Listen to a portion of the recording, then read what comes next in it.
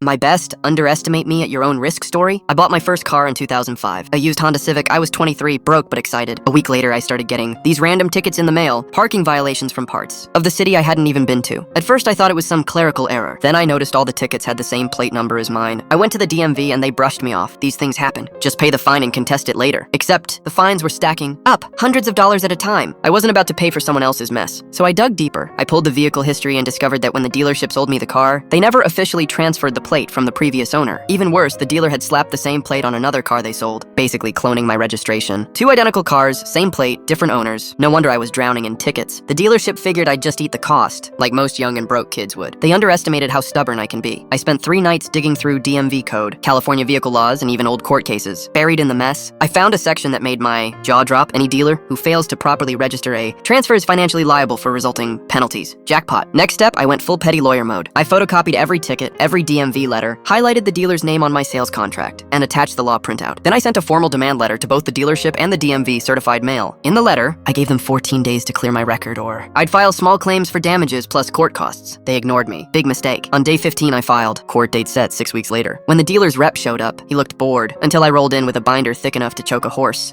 Every ticket, every law, every piece of evidence neatly tabbed. When the judge asked me to explain, I laid it out calmly. The dealer broke the law, and I'm the one suffering for it. Then I slid the binder across. The dealer rep barely said a word after that. Judgment. All fines canceled. Dealership ordered to reimburse me for every ticket. I had already paid plus court fees. Over $3,000 back in my pocket. 2 weeks later, the DMV sent me a letter, confirming my record was cleared and a brand new plate number assigned. The cherry on top? A month later, I drove past the dealership and saw a big, under new management banner across the building. Guess they won't be cloning plates anymore.